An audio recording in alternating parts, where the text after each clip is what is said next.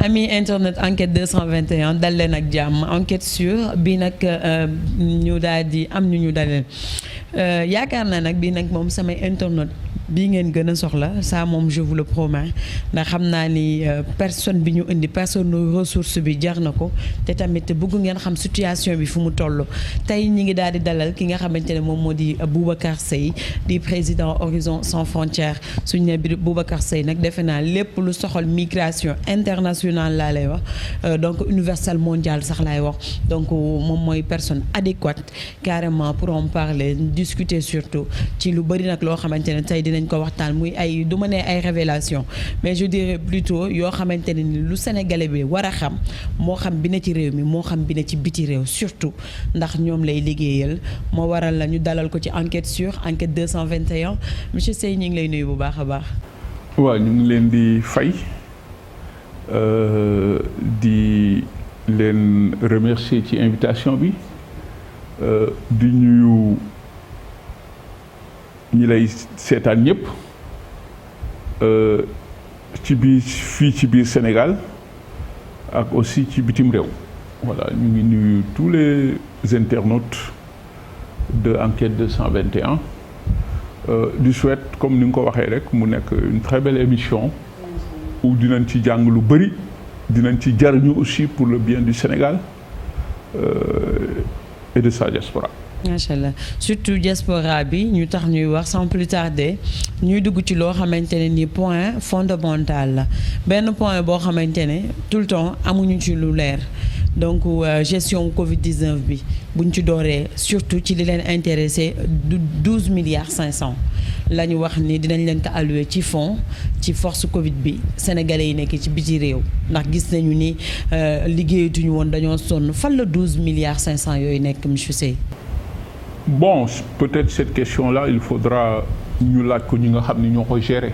malheureusement moi dans la gestion de ces fonds-là man bokkuma ci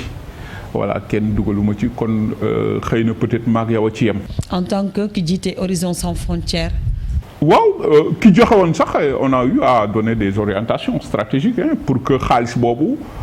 gis nga coow li ci amoon au début ñaata nit ñoo taxawoon ñu soxlawuñ ko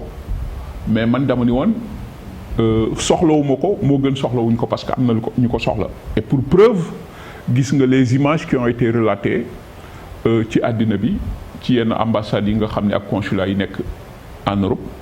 niñ ko assiégé woon soit ñu doon inscrire soit ñu doon laaj seen part kon am na ñu ko soxla parce que je rappelle que les conséquences de ce Covid là dafa am des coûts du point de vue social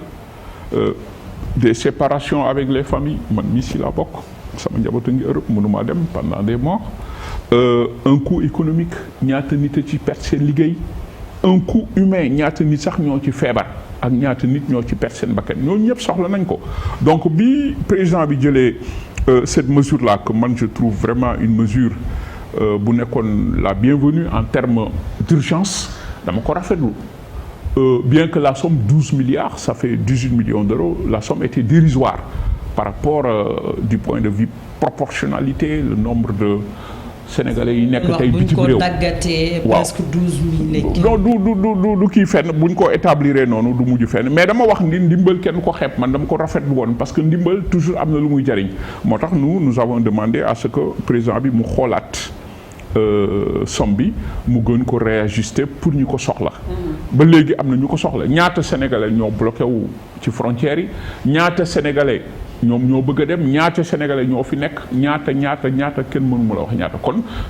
xaalis bi soxla nañ ko seulement est-ce que xaalis boobu encadré nañ ko ba mu jaar fi mu war a jaar c'était ça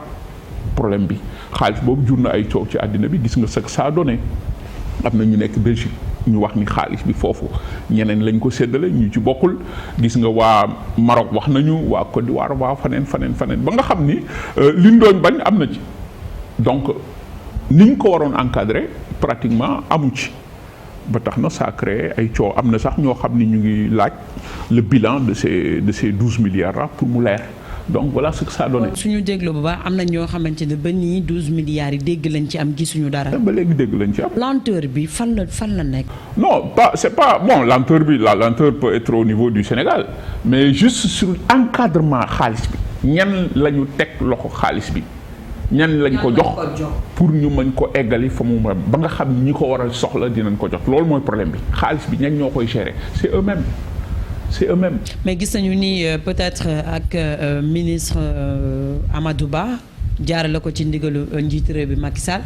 comme par exemple bu ñu waxee ambassade Milan ñoom ñëpp la wax ñoom rokkee ñëpp ñu bisi leen parce que xam naa ni assiégement yi amee ci buntu kii bi ambassade bi gars yi di xërtalu jëm ci ñoom mi ngi wane ni Covid bi xëy na ñi ngi wax séddale leen wala ngeen ñibbisi. waaw bon c'est vrai que le cas de Milan ça c'est autre chose hein foofu il y a eu des problèmes yu bokkul sax avant xaalis bi di ñëw voilà donc ñoom ils ont un problème de gestion interne donc il y a des problèmes bon peut-être ils sont en train de régler ça entre eux avec le ministère xëy na ñi fa dëkk ñoom mooy gën a xam li fa nekk mais je sais que moom le consulat bi nekk Milan moom c'est à polémique. Donc c'est à polémique même je dirais à répétition chaque fois da nga fay dégg ay problèmes yoo xam ni daal xam naa ni il va falloir que ensemble ñu toog pour régler ces problèmes là ki ñu fa teg mu xam ni ña fa nekk ñu teg ko fa pour que ñu waxtaan ñoom en seen biir ba nga xam ni coow yi yëpp day jeex daal parce que personne ne gagne ci coow yi su amee donc il est temps que les gens quand même ñu toog ñu waxtaan pour trouver des solutions définitives. Pour gestion bi ma dese ci 2 questions pour ñu mën dem ci dem mooy benn ci ministère des affaires étrangères Amadou Ba des Sénégalais de l'extérieur en tout cas est-ce que amuñu problème de communication jëm ci par exemple tey bu ñu doon wax ni nit ñi loru nañ foofu Covid bi ci biti réew ñii gaañu nañ foofu noonu nombre bi am na benn nombre boo joxe woon nga xëy ñu yokk ci ay 8 ay 0 doo comprendre. voilà donc y a pas xam nga bi xeex bi commencé sur le Covid là président bi woote ni voilà nous sommes en situation de guerre ñun dañu bindoon benn bataaxal nous appelons à une union sacrée de toute la diaspora ci ginnaaw président bi. pour xeex. Au début vous étiez content ci ni mu commencé. voilà ni leen non pas content sax parce que en réalité dëkk su fa lu mel ni amee il est bon que ñëpp ànd nekk benn xeex ko. il faut faire taire les divergences nous réunir autour de l'essentiel ñun loolu la ñu waxoon ñu ne leen teg leen un comité pluriacteur pluridisciplinaire où ñëpp ngi ci. dans une démarche de modélisation de planification et d'analyse systématique lépp ñu lal ko ci transparence tey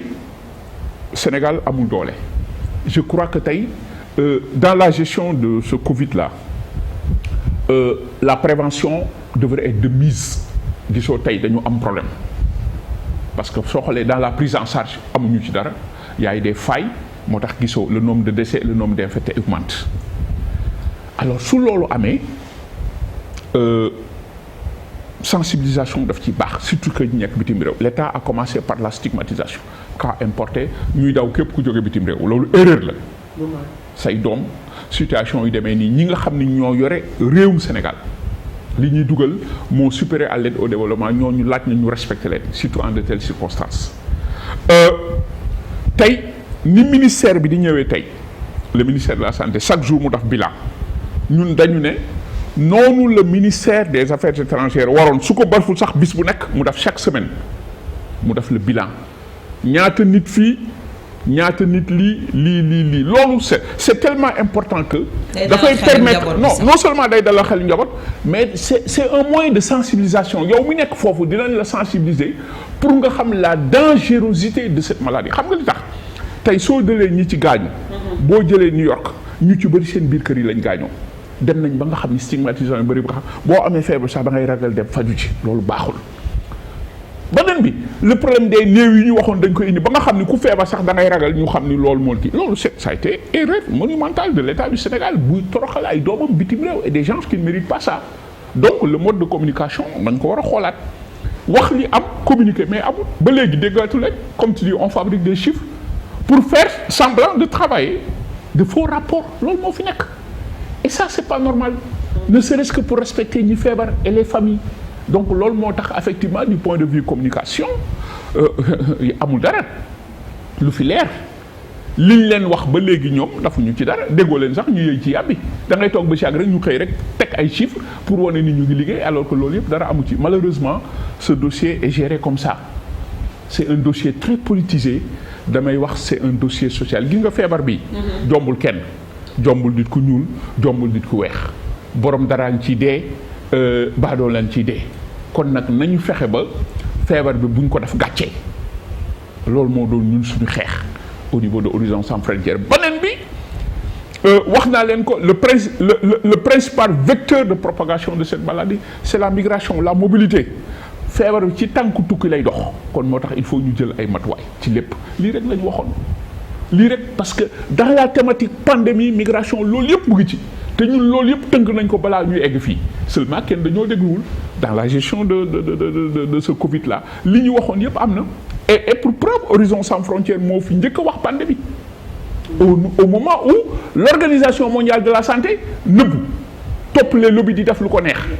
15 jours après ñun bi ñu ko waxee la ñu wax alors que tout critères yëpp amoon na tey pour ñu mën a wax pandémie moo tax tey may ñaaxaat à travers votre émission que les États africains ñu am fula dinañ ci dugg dans les perspectives post coronavirus l'Organisation mondiale de la santé bépp doomu africain waratu cee bokk les États africains nañu am fayda xam ni ñooñu organisation la rek comme Horizon Sans Frontières buy wut xaalis di ko wutee nag ci anam bu nekk alors là il faudrait que ça cesse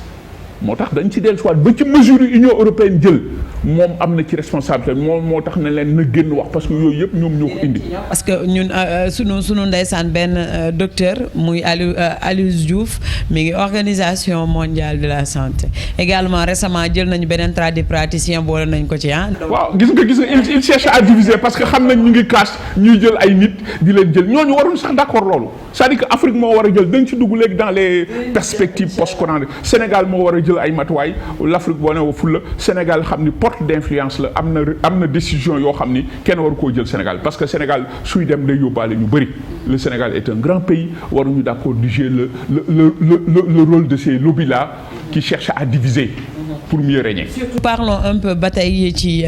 xaalis bi c'est vrai dañ leen di accordeel ni moodu yi liñ fiy dugal ci xaalis économie Sénégal bari na jéggi na dayoo boobu ba tey nag ñi ngi xaaw a stoppé ñi ngi jug ndànk mais à genoux la ñu daal di def surtout inscription yi ñooy défaut wala économiquement lan moo tagga témbe ci li nga xam ne mooy doxalinu gouvernement bi ci ñi nekk ci bitim réew. waaw mais amul une véritable politique migratoire. xam nga Sénégal yi de l'extérieur lay wax ñun bi ñu fi ñëwee 2013 ba léegi dañ leen di wax leen ni le terme est caduc nous parlons de migration internationale parce que dafa complexe. dans ça Sénégal yi de l'extérieur tekkiwul dara mooy lan ki nekk Espagne ki nekk France ak ki nekk Italie foofu le solde migratoire yu ëppee nga utiliser leen su élection ñëwee après nga fàtte leen donc c'est juste politique Sénégal yi de l'extérieur grenier politique la moom maanaam dañ koy jariñoo su élection passée ñu sànniwaat ko. dañ leen wax ni migration dafa complexe gisoo moo tax dans la thématique migration et pandémie bi ñoom dañ ci réer gisoo gestion Covid bi ni ñu ci réeree ñii di dee ci géej yooyu bokkul seen programme parce que il n'est plus kooku il n'a pas terminé son projet migratoire ak yeneen la problématique migration dafa complexe domaine bu nekk dafa transversal l'enseignement supérieur les flux estudiantins le commerce la sécurité yooyu yëpp moo tax Horizon Sans Frontières développe une nouvelle stratégie dans la gestion du triptyque immigration paix et sécurité parce que doomu aadama dafa fort tey migration dafa nekk un élément essentiel de la géopolitique mondiale muy poser des problématiques de paix de sécurité d'intégrité et de dignité humaine looloo texoon sax ñu teg sax le prix IPS immigration paix et sécurité Cheikh Mourtada Khadim Rassoul Serigne Mamour may ñu tur bi pour ñu wane ni de par rapport à ces thématiques là ku mel ni Cheikh Ahmed Bamba à travers Cheikh Ahmed Bamba l'islam africain en général avec nit ñu baax ñi nekk Sénégal joxe nañ des réponses de paix à tous ces enjeux là loolu moo taxoon ñu tegoon ko mais bi ñu ko tegee gisoo réewum Sénégal pour mu jàppale ko sax dafa yàq prix bi pour bañ mu réussir parce que tout simplement Boubacar Seye ko samp alors xamuñu loolu tey da doon rehausser le Sénégal parce que Serigne Mourtada liggéey na Afrique Serigne Touba loo xam. problème nañu am avec la personne de Boubacar Seye. non absolument rien du tout parce que man ñëwuma je n'ai problème avec personne parce que du ma politicien man immigré là qui pose un débat international. tey migration nag yëngatu Sénégal il y a eu des assassinats ñun ñu ne woon assassinats yooyu yëpp waroon na am enquête xale yaa ngi dee ci géej gi la responsabilité elle est partagée mais il y a une grande responsabilité des États en ce qui concerne les chômage des jeunes. maintenant un tel discours soo ko dee wax da ngay déranger lenn moo fi nekk wax ñaar la rek wax li neex ki fi nekk ñu boole la ci ñoom wala nga wax dëgg ñu ne kii c'est un élément à écarter bërki dem fii lañ toog parce que Macron ñëw en Afrique parce que man damay bind fii la Sonatel ñëw taxaw fii sama ligne yi di ko buddi pour bañ ma bind pour bañ ma wax le temps que Macron nekk fi loolu suñu demee ba ay doomu africains ñooy def loolu ay doomu africains ñi nga xam ne dañuy bañ di xeex pour réew mi donc nous avons un problème. donc vous êtes une personne boo xamante ne peut-être day déranger le programme. mais c'est comme ça qu'il faudrait l'appeler parce que tey jii suñu reyee doomu sénégalais man nañu ubbi enquête ñoom duñ ci wax wala man ma leeral ko wala ñu poser ma question ci xaalis bi ñuy jox Afrique man leen bu leen jox di xaalis Afrique parce que dañ koy lekk. L'Union européenne a mis 117 milliards. yoo xam ni dugaluñ ko fenn ana xaalis bi j'ai la liste ni ñu ko jox ak ñooñu duñ ci def dara dañ koy lekkaat. L'aide au développement qui ne profite pas aux ayants droit xale yi di dee ci géej gi mais quand tu telles un discours tu déranges parce que c'est tabou. carrément. léegi nag soo àndee ak ñoom dak di tàccu la nga bëgg nga am ko soo àndul ak ñoom nag ñu ne dañuy xawma lan dañuy tëj robinet bi dañu xamul ne robinet buy xel yàlla moo ko yor. yàllaa ko yor monsieur Seye récemment ñi ngi waxu blocage ci frontières yi gis nañu ñi nga xam ne ñooy suñuy ressortissants sénégalais ñi ngi bloqué fii ci Rosso ak Mauritanie ak ñoom seen du ñu dugg dinañ dugg ña nga fa yàgg na depuis état d'urgence ba léegi ñi ngi peine à ñu ñëw waxoon nga ci également billets yi yokku nañ instant yi le 15 incha allah dinañ ubbi frontières yi mais boobaak léegi est-ce que amul lu fa paradoxal lu bari loo xamante ne état da cee nelaw. non mais attends j'en profite pour parler waa Mauritanie yi léegi rek ñu ngi ciy wax. Mauritanie gis nga depuis 4 mois ñu ngi bloqué Mauritanie c'est à quelques kilomètres d'ici kenn jàppale wu leen am na jigéen bu feebar am na koo xam ni dañ mel ni dafa yore tànk lépp ñu ngi ci ñuy ñaan dimbal yu tànqam lu leen gis nga Maroc depuis le 11 mars lañ fa nekkoon am na benn jour ñoom ñu ne dañuy forcer ndeysaan ki nga xam ni moo doon wax ak man bis mu nekk ñu koy tuddee Birahim Diouf bi mu egsee Sénégal mercredi bii coono yooyu coow yëpp moo ko ci la génn àddina ci la gaañ mu nekk choc bu metti mën naa la wax léegi audio yi mu doon waxanteeg man loolu laay bañ mu dalaat ñeneen l'état ngir yàlla dina jóg jàppale ñi nga xam ni dañoo nekk ci ay difficultés mais boo leen déggee ñu ngi wër ci télévision yi l'état rapatrie ban rapatriement boo xam ni yow yaay jënd sa billet ba pare ñu tegal le billet boo xam ni yow même en haute saison billet yu du jar noonu pour un billet aller wala un billet retour simple rek. waxoon nañ sax ñëw nañ ci place yi fekk ñu jaay ko ñeneen. waaw loolu nga foog loolu yoon la yooyu yëpp quand même politique bi la ñu war a bàyyi xam ni c'est ñu respecter ceux qui souffrent ñu xam ni dañ leen fi teg pour ñu jàppale taxawu doomu aadama yi mais je crois que il biaise le débat. avec de faux rapports pour nax ki leen fi teg moo tax gisoo problème bi chef de l'État bi am avec la diaspora rek ñoom ñoo ko indi parce que en réalité il cherche un gain politique bu ñu la falee yow gain politique waaw góor ngay bëgg yow na nga bindu la neex rek na nga def rek lu pour wax mais en réalité c'est différent de ce qui se passe sur le terrain. loolu mooy problème bi. moo tax dugg nga carrément ci li nga xam ne mooy blocage bi am.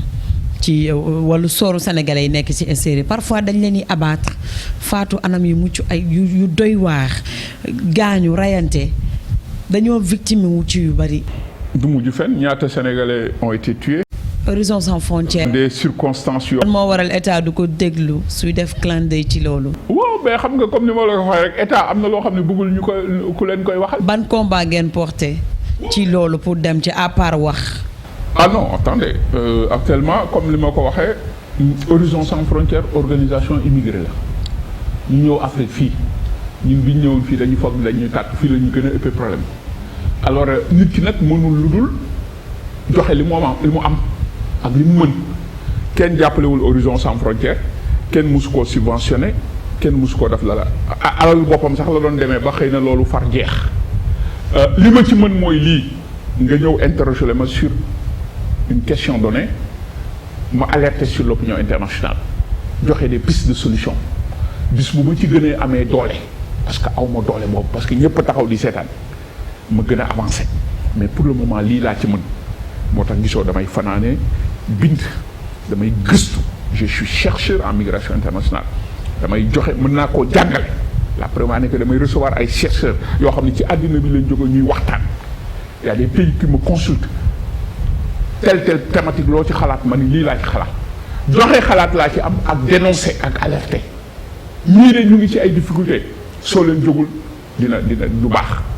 ñii de problème bii la ñu am lii la ñu xalaat ñun mooy solution bi Sénégal de su doxalee woon nii je crois que yokkute lay nekk ci moom loolu rek laa ci mën a gum jour bu ma ci gënee am doole rek te yàkkamtiwuma parce que je veux dire que nous sommes équidistants des lobbies et des groupes de pression dans le choix de leur politique et leur inclinaison sur le sens social soxlawuñu xaalis bu salte dugguñu ci lëbëj dugguñu ci leneen moo tax keroog am na ku ma ni di nga naqaree financé parce que bokk ci benn lobby ma ne ko kon yàlla bu ma am financement parce que doxuma ci yooyu sama bopp laa njëkk a defar sama bopp laa njëkk a waxal parce que ba ma amee 22 ans laa fi génn yore d'abord ci àll bi yore ci ay man rek sama famille rek doy na échantillon xeex kon c'est un sacerdoce lu ma gëm la gëm ni tey immigration moo yore àddina gëm ni doomu aadama dafa fort gëm ni doomu aadama dañ ko war a traiter dignement lii moom mooy combat bi te du ma ko salteel. nan ngay jàngatee parfois nga gis doomu Afrique en général parce que migration nga ko wax internationale mais nañu wax ci Afrique. balaa particulièrement Sénégal. ñu ngay jàngatee parfois nga gis ko ñu abattre ndax dañuy gis ne dinañ gis benn façon ray bi mu ñaaw wala mu mën a dem moo doomam na autorité sénégalaise yi génn wax nii la demee ñu ngi ubbi enquête nga génn ne demeewul noonu nii la demee enquête boobu ubbi wuñ ko nañ ko ubbi. defuñu benn enquête. da ngay sentir. waaw mais beaucoup de frustration beaucoup de mal ne serait-ce que xam nga déjà rek xoolal tukki dafa metti nga xëy rek ñu woo na ni boobu na sa doom mais da doon rafet. da doon rafet l'État du Sénégal ne serait-ce que pour soulager les familles mu protester mooy lan s'autosaisir. Se constitue partie civile ñu ubbi ab l'enquête pour xam au moins les circonstances mais soo xoolee du mujj fenn. mais yow dañu naan ubbi nañu enquête. non mais nañ la wax benn dossier bu jàll ñaata sénégalais tey waxuma la sax ñun rey ñaata sénégalais ñoo xam ñoom la ñu jàpp de façon injuste ñu tëj leen tey actuellement pour jiiñ nit dafa yomb Europe ak feneen ñaata sénégalais lañ rey les dossiers sont là mais ban enquête dañuy wax nii rek parce que c'est politique. parce que duñ protéger loolu moo tax nag à un moment donné li nga wax la les Africains les Sénégalais sont des cibles faciles parce que xam nañ ni koo ci toroxal du mujj fenn diplomatiquement les États sont faibles l'État du Sénégal est faible par rapport à la. État du Sénégal amul problème mu kan la war a waxal nag yéen seen collectif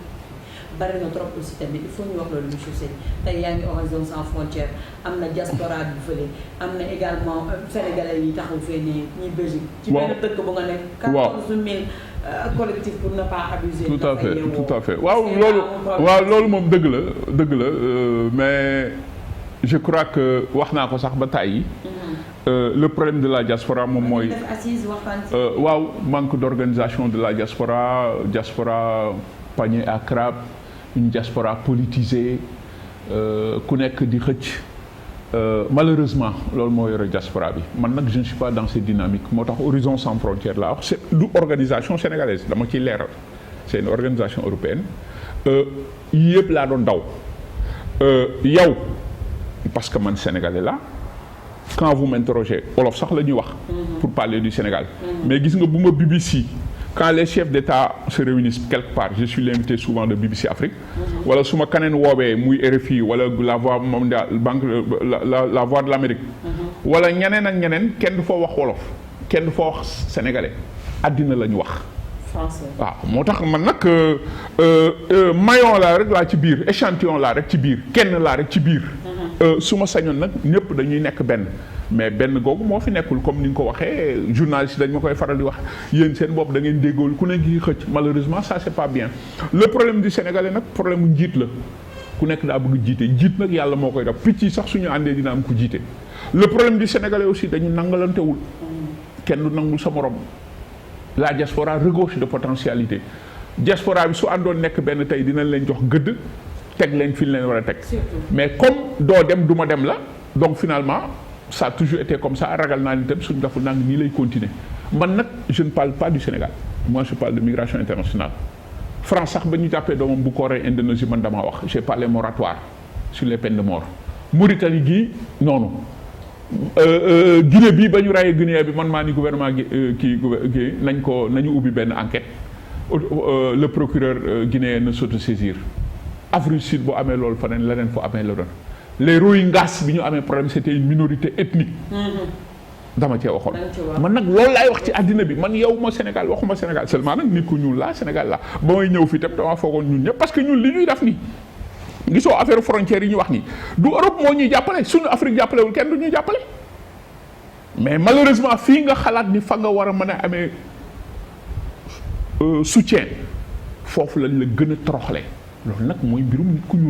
nit ku ñuul nanguwul doomam tubaab si doomam di yéeg daf koy tungoom nit ku ñuul si doomam di yéeg daf koy pousse pour mu wàcc daf koy yàqal loolu nag noonu la demee mais ñun du tax ñu arrêté comme ni ma la ko waxee dépendul ci kenn ku dul yàlla yaakaarul ci kenn ku dul yàlla dafa am benn année ma dem Sëñ Sidi Muxtaar ñuy doog a ñëw Sénégal ci rey yi mu ñaanal ma ci génne daf ma ni sëñ Touba ngay liggéey bi ma demee si Sëriñ Abdou mu recevoir ma daf ma ni dox ko ndànk lii c'est noble te da nga ciy am ndam beneen bi suma papa aussi ñaanal ma ci moo tax dooma ci dégg ci yenn yi du ma ko saltel parce que àddina jarul ma ko doomu aadama laa wax nañ ko xoolaat nañ ko respecté nañu yërëm doomu aadama yi migration nag dafa transversal fànn bu nekk mën nañ cee wax lii mooy suñu objectif dans Horizon Sans Frontières. dafa gën a xóot li nga xam ne moom ngay xeex même ba ci Afrique en général dañu amante problème ndax pays Maghreb yi dañoo am problème ak nit ku ñuul. waaw te pourtant ay africain lañ c'est vrai que gis nañ fi Maroc taxawoon na. waaw bëggoon dem kuréel kii Europe bëggoon fa nekk génn na coupe du monde. coupe d'Afrique dugg génnaat dugg parce que dafa mel ne dañoo am problème kii sénégalais yi am na yenn jigéen ñi nekkee foofu. vidéo yi sûrement seetaan nga ko. une certaine awa mi ngi wax ni Liban amuñu droit am fa jëkkër amuñu droit am fa doom amuñu droit am fa kër bu ñu moom loi bi da koy interdire. Horizon Sans Frontières. waaw maintenant sur le cas non c'est vrai sur l'Afrique quand même. En général, voilà sur l'Afrique nous avons xam nga Afrique tey dem na sax ci affaire wu ba ci Europe gi tëj ay frontières am. Afrique nangu loo xam nga ñun suñu problème muy nit ku ñuul muy lii xam nga du ñu nangoo jàppante liggéey. tubaab bi dañoo jàppante liggéey. ñun wóoluwuñ te bëggante wuñ ñu wóoluwuñ nous sommes en train de payer c'est toute l'Afrique qui fonctionne comme ça loolu moo tax bi ñu ñëwee ñu ne leen par rapport à. Certaines thématiques pour mu am une réponse globale il faut une harmonisation des positions il faut Afrique nekk benn mais dafuñu ko ba tax na loolu mooy dal Afrique di leen sonal di leen affaiblir parce que l'Union européenne gis nga ñoom dañoo déggoo ànd nekk benn mais Afrique amul répondant et c'est le problème de l'Afrique gisoo ay doomam pour nga protéger day metti parce que xam nga tey en matière de migration pour des raisons économiques dafa am un vide juridique chaque pays gère c'est moom mooy jël ay kiyam donc tey ba ci jigéen ñooñu nga wax nii léegi soo xoolee ñun wax ne parce que tey dafa am ce qu'on appelle une féminisation des flux migratoires moom mooy lan 48,6% des migrations internationales concernent les femmes mais ces femmes là amuñu aucune protection en matière de droit international dañ ko xamul wala lan la non dafa amul loi bu leen di protéger moo tax ñu Horizon Sans Frontières wax ni il faut que ñu adopter un statut particulier de la femme parce que ñi jigéen tey doon tëbee ñi góor ñi doon tëbee di daani seen doole noonu la jigéen ñi tëbee tey di daani seen doole mais amuñu benn protection ñu ngi leen di violer ñu ngi leen di sonal wax nga am na yenn dëkk yi ñu ne amoo droit am jëkkër loolu fu ñu ko teg ak yeneen mais surtout dans les pays arabes il faut xam nga tey il faut revoir les contrats xam nga ñu bëri dañuy dem pour liggéey mais les gens ne maîtrisent pas les codes de travail dans les pays arabes dañ lay bindal contrat boo xam ni xamoo ko il faut revoir tout cela nit ñi xamuñu li xew dans les pays arabes je crois qu'il faudrait une assise internationale des migrations pour définir de nouvelles normes pour gën a protéger les migrants loolu moo amul maintenant l'Afrique ne s'organise pas la migration est devenue pour les Africains une soupape de sûreté pour am xaalis yàkkamtiwuñ ñu dul gaal këpp ñu ne wala jox la ñu xaalis wala ñu xeex ak passeurs yi xaalis boobu duñ ko gis ñaata nit ñoo dee il y a eu plus de 20 morts en 3 ans nit ñaa ngi continuer di dee te day gën a metti parce que ak feebar bi après ndóol gi day ëpp il faudrait entamer une réflexion post-coronavirus pour que doomu Afrique xam ni kat moom moo mën a liggéey Afrique pour que doomu Afrique def cette révolution socio-culturelle pour xam ni le rattrapage économique est possible mais à condition qu'on se mette au travail gisoo avec cette pandémie là waxoon naa leen ni Europe daf ci génn xeex na ba génn ci. génn na ci de imposer ñu lay même. parce que européens yi dirigeants yi yebuñu seen askan. les dirigeants africains nag respecté wuñ seen askan. et pour preuve au Sénégal y a pas de bilan ñu ngi def lu leen neex. au contraire sax dañ lay préparer ci nouvel ordre mondial lañ la préparer. justement donc il faudra créer cette révolution épistémologique socio-culturelle pour que yow nga xam yaay kan. est-ce que africains yi pare nañu pour xam ñoom ñooy kan. bon mais justement mais il faudrait créer ce déclic-là parce que africains yi dafa laaj un processus. Afrique dañ leen c'est-à-dire que y a des blocages structurels psychologiques yoo xam ne il faut ñu dindi ko le tiers monde. yow ñoom ñooy tiers monde ñun ñooy tiers monde ñoom ñooy pays développés. et nous on sera toujours dans l'esprit tiers monde il faut bloquer ça. c'est-à-dire que nous avons tout gisoo ñu dëkk fii ci dëkk bi ñu ne yéenay waa banlieue dëgg leen nga d'accord loolu banlieue moom warul am ndox warul am courant lan mooy banlieue ñu dëkk Almadies du ñu banlieue et c'est quoi géographiquement la banlieue donc c'est des choses yoo xam ne français yi ñoo ko créé woon pour nord africains yi et c'est quoi le tiers-monde nous sommes le tiers-monde des pays développés te fii ñun ñu am lépp Afrique mooy continent bi am lépp mais mooy continent bu ñàkk lépp ba ay doomam cette jeunesse bi nga xam ni ñoo war a tekki ëllëg di dee ci géej gi parce que amuñu perspective il y a un problème il faut que africain xam mooy kan loolu nag c'est un processus il faut tout changer nga dëkk bu mel ni Sénégal xoolal le système éducatif qui est basé sur un développement importé xoolal série yi di daw ci dëkk bi ñu bëgg a gëmloo nit ñi lii mooy la réalité du quotidien sénégalais mais jigéen sénégalais du loolu mooy réalité am yaa ngi rêvé benn oto ñu lay indil ay yëfu caaxaan yoo xam ni ñëpp di ko véhiculer il faut tout refaire gis nga suñu bëggee liggéey dëkk bi il faut nit ñi waxante dëgg qu'on mette les gens dans une dynamique de travail ñu xam ni tamit liggéey ak am dafa am y a une relation linéaire entre liggéey ak am kër gi kenn xëy rek tabax da ngay fondement di def nang ba dem mais suñ ko deful le système éducatif dafa tabax benn nit boo xam ni bu ñoree moom warul def dara lu dul jël avion rek dem parce que c'est pas réalité africaine lañ ko inculquer ñun dañu inculquer ay nit ñoo xam ni c'est l'Europe c'est un système éducatif purement orienté vers l'Europe qui crée ces odyssées migratoires ces imaginaires migratoires et ces oddités périlleuses nga xam ni yow soo paree mënatoo fee dëkk parce que yow niñ la tabaxee mooy du nitu fii il faudrait que un développement endogène avec nos réalités socio-culturelles. et l'Union africaine dans tout ça. la première bi gis nga affaire frontière yi Europe tey dafa xëy suba teel benn pays africain dootuñu excepté ñeent ana Union africaine. tey l'Union africaine par rapport à toute cette thématique là waroon na joxe sa position déggoo leen ñaata nit ñoo dee ci géej gi déggoo leen donc ces institutions là c'est-à-dire que Afrique dañu war a nekkaat dans une phase de reconstruction dañu toj tabaxaat. est-ce que dinañ am temps. waaw mais non xam nga lan mooy des gens qu'il faut et des dirigeants qui assument loolu moo manqué Afrique des dirigeants à la hauteur des enjeux géopolitiques et géoéconomiques. parce que tey nag l'ère post-coronavirus daf ñu war a yee dafa am lu ñu war a won pour que Sénégal xam ni kat tey dafa war a entamer dès à présent la réflexion post-coronavirus.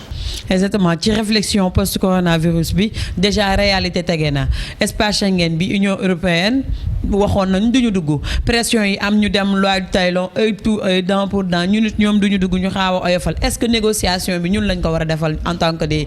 Sénégalais. est-ce que négociation boobu ñun la ko Europe. erreur Afrique la parce que yebaate mënul passer le premier cas officiellement déclaré au Sénégal c'était un Français. kon tey il y a importé l'échappement viral ba tey ñu wax éclatement viral ba dëkk bi toll nii ñu xëy suba teel ni Sénégal dootul dugg loolu je crois que du ma wax l'Europe je parle des dirigeants européens. qui n'ont aucun respect pour le continent africain fu ñuy nootee la rek fu ñuy tànkee la c'est une façon de bépp compagnie les compagnies aériennes gis nga Air Afrique daanool na yeneen compagnie yëpp dinañ leen daaneel pour avoir le monopole ñëw di déverser di def lu leen neex je crois que Afrique moo war a woon fulla parce que man damay wax ni c'est de l'arrogance wala kokkali la parce que kokkali mënul passé nga indil ma feebar ba pare tere ma koo dëkk c'est l'Afrique qui devait dire que Europe du fi dugg kon loolu ñàkk fayda la beneen bi ñu protesté parce que nous avons dit que yenn yi yebaate la wax ñu xëy suba teel daal di rétropédaler léegi ñu ngi woo Sénégal di négocier ak moom loolu ñàkk fayda la. est-ce que Sénégal ñoo la ñu war a négocier Sénégal warul sax d'accord le jeu de l'Union européenne xam nga mooy lan diviser pour mieux régner parce que Union européenne tey su Afrique doon jaar yoon Union africaine lay waxanteel wala CEDEAO moo tax nag foofu la Sénégal nag di dafay erreur parce que xam nga li tax le Sénégal est un grand pays le Sénégal porte d'influence la tey le président de la République du Sénégal xam nga lu mu waroon def convoquer d'urgence une réunion africaine ici au Sénégal pour tontu Union européenne mais pas ñu koy nax naan ko non wala yow léegi bokkatoo ci pour moom mu noppi léegi su paree ci Union européenne Guinée su kaasee mu dem ci Guinée non arrêtez il faut que ça s'arrête Sénégal warul négocier benn yoon ak l'Union européenne xam nga ko war a négocier par Union européenne l'Union africaine kon Sénégal li ñu doon xaar ci bon mu jouer son rôle de leadership au niveau africain pour que tubaab bi du ñu toroxal les États africains c'est ce qu'on attendait du Sénégal mais pas ñu leen di caaxaanee nii di leen nax loolu ñun d'accorduñ ko et il faut que le Sénégal revoie sa position cette décision de l'Union européenne dañ ko war a dindi complètement et pour le Sénégal et pour les autres pays loolu moo tax l'Organisation mondiale de la santé ñun dañ ko accuser ils sont à l'origine de tout cela parce que dañu commencer di jaxase Afrique di diaboliser Afrique kon ñoom dañu war gis nga tey pour ñu seddal gis nga ñu ngi jël ay doomu africain di leen woo ñooñu aussi waruñu jouer ce jeu là. Diouf dem na nee nañu dafa déposé woon candidature profil bu ñu soxla. L'Organisation internationale de l'aviation civile dafa war a wax parce que y a des conventions qui ont été signées avec les pays ñoo ñëpp dañu war a wax Union africaine jóg wax la CEDEAO jóg wax yeneen organisation yi am yëpp mooy yaa xam ci Afrique du Sud nga nekk yaa xam Afrique centrale nga nekk yaa xam foo mënti nekk ñooñu jóg protester mesure bi ñu dindi ko parce que nag dafa am ce qu'on appelle la notion d'interdépendance asymétrique. est-ce que du dañu doon def nii rek di tiitalaate mais dinañ ko bàyyi. non dañuy nappaate soo ñàkkee fayda ñoom ñu ñëw di fi voler yow sa vol doof dem mooy yéen seen compagnie day yàqu Air Sénégal day daan yeneen ak yeneen day nit ñi defoon Air Afrique parce que tey ñoom Europe dañu soxla Europe tey l'Europe vit une récession avec cette crise là gisoo entreprise yu bëri daanu nañu léegi soo amul fayda ñoom dañu soxla li ñu bëgg xam nañ ko Afrique fi la mbir mi nekk kon fii la ñu tibbisee léegi nag su africains yi ñàkkee fayda les dirigeants gisoo l'aide de l'Union européenne du mujj fekk ñoom xam nañ ni li ñuy dugal Afrique pour l'aide au développement ci palais yi lay fanaan ñoom xam nañ ni cet argent n'a jamais profité mais duñu mus a changer wax naa leen ko changer le type de coopération mais duñ ko mus a def donc dañ lay jox xaalis nga lekk nga bàyyi sa askan ñu noot leen Sénégal warul d'accord loolu parce que Sénégal sa position géopolitique et géostratégique war ko permettre ñuy noot Afrique Sénégal dafa war a jouer un leadership assumé loolu la Ablaye Wade doon def loolu la ñu soxla un dirigeant de rupture ba nga xam ni tubaab bi duñu leen kàll-kàlle. macha allah en tout cas mu nekkoon nag Boubacar Seye Horizon Sans Frontières ñu ngi lay remercier bëggoon nañu wax ci perspective yeeg surtout Horizon Sans Frontières parce que seen organisation man personnellement daf ma neex na dama gis ni ngeen taxawee pour l'Afrique te bon du ma ne anti-impérialisme la mais dama gëm sama continent en tout cas je suis africaine et puis dama koo gëm carrément te gis naa ni ñi yéen a ngi def lu am solo donc club ma profité ci occasion pour vraiment vous féliciter. pour wax la ne yéen ay nekk en tout cas baatu africain yi mënut wax. jërëjëf nous aussi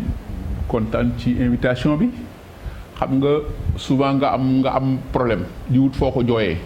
gis ku la tàllal micro nga jooy fa sa problème kon yéen loolu ngeen ñu defal kon le mérite vous revient dama lay wax ni man immigré laa xaw moo ni dinaa def lii lu ñëw sama kaw la ma d'accord ko kon tey su ma gisee ñu mel ni yéen ñu ngi ciy jàppale. kon yéen a am mérite bi j'en profite pour remercier toute la presse sénégalaise parce que tey combat bi fu mu egg tey ñoom ñoo fa egg yéen rek yéen a jàpp ci combat bi ñun amuñu seen fay di leen ñaanal enquête 221 yéen li ngeen bëgg yéen a xam yàlla leen ko yàlla defaral merci beaucoup. ma remercier waale sama frère sama mbokk taalibe sama xarit Alioune Badara Ndip parce que. Alioune Badara de xam nga yéen. may encourager tout le temps. voilà xam nga moom. il m'est très cher en tout cas. tout à fait même man mii di wax ak yow dafa sori ci man de par nit ku yar la nit ku teey la nit ku baax la moo ma njëkk a invité fii ci télévision Sénégal à travers son émission Pencum Diaspora. donc voilà Pencum immigré du moins. donc Alioune Badara c'est quelqu'un ku ñu ñaanal yàlla. ba moom it moo xam fi mu bëgg. moo ko xam yàlla na fa egg yow it wax dëgg yàlla parce que liggéey bi ngeen di def ni daal man dama leen ciy ñaanal parce que ci doomu aadama ngeen ko jëlee doomu aadama nag dégg naa yàlla moo koy fayal boppam kon yàlla na suñu borom fayal leen boppam. waaw.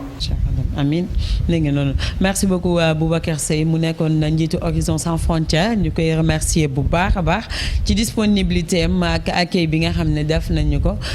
di remercier enquête 221. internet yi di remercier également ni ma ko waxee sama xarit sama frère sama mbokk taalibe Alioune Badara Ndip Mbaye Fall macha allah à lui parce que lii yëpp moom la moo tax ñu teel ko am donc amuñu ci benn problème pour mën a defa émission bi moo taale Kébé moom laa àndaloon tey di ko remercier bu baax a baax Roger mais di remercier également Aminata Paye incha allah beneen jotaay ñu waxtaan ak keneen jaa ngeen jëf.